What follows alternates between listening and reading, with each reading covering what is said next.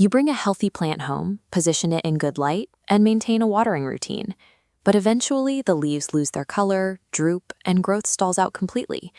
It is easy to assume that if a plant is struggling, it requires a higher volume of care.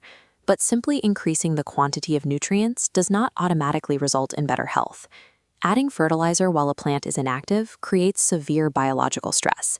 It forces the plant to process heavy chemical loads at a time when its metabolic systems are essentially shut down. Nutrients alone cannot force a plant to grow. To be effective, they must be applied in sync with the plant's internal seasons, shifting your approach from sporadic intervention to a systematic response. Methodical. This cycle breaks down a plant's year into 3 metabolic phases. Even in a temperature-controlled house, your plants cycle through building, maintaining, and resting. During spring and summer, your plant pushes out new leaves and roots. This means the nutrient demand spikes upward to support build mode. To replenish what is being consumed, you should apply fertilizer every 2 to 4 weeks. As fall arrives and light levels drop, the plant shifts into maintenance mode. The nutrient demand flattens out, and you respond by reducing feeding to once every 4 to 6 weeks. In winter, the plant enters a resting state. Because its growth has stopped, its need for added nutrients disappears, requiring you to pause all feeding until the cycle restarts. If you add fertilizer to inactive roots, the plant cannot absorb it. The leftover chemicals crystallize in the soil, building up as harsh salts that physically suffocate the root system. Relying on a rigid year-round calendar ignores this metabolic reality. A successful schedule is built on observing the plant's actual activity. Once you understand the baseline seasonal rhythm, you then adjust the frequency based on the specific species in your collection. Fast-growing varieties like pothos or spider plants consume resources rapidly. During their active season, they require feeding at the absolute upper limit of the schedule, approximately every 2 weeks. Flowering plants like peace lilies or orchids have distinct chemical needs. Sustaining flower production is energy-intensive, making a phosphorus-heavy fertilizer essential during their blooming phase. Succulents and cacti, however, are biological minimalists. They require fertilizer only once every couple of months during their active phase, and none at all during the winter. The most reliable indicator is the plant itself. If you see new growth, you support it.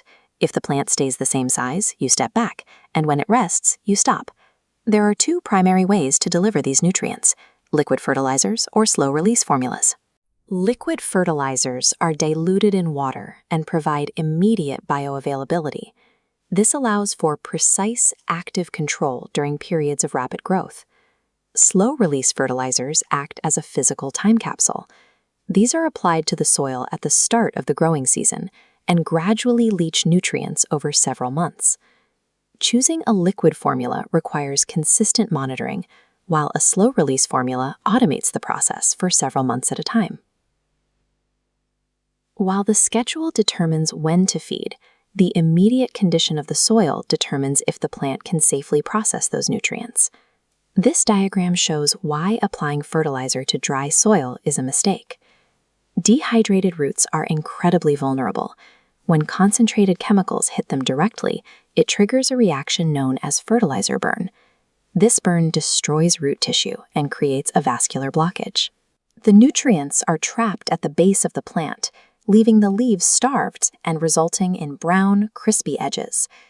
To protect the root system, the soil must be pre-moistened with plain water before any fertilizer is applied. The damp soil acts as a physical buffer. It allows the incoming fertilizer to dilute and diffuse evenly, ensuring the roots absorb the nutrients safely and effectively. Without this preparation, even a perfect feeding schedule can fail by inflicting chemical damage on the roots you are trying to nourish. When you synchronize your timing and protect the roots during application, the signs of stress vanish. The plant produces richer colors and steady, healthy growth. Care is no longer a cycle of trial and error, but a direct synchronization with the plant's natural signals.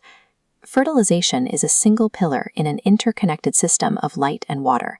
To see how these environmental factors work together to support a thriving garden, consider subscribing.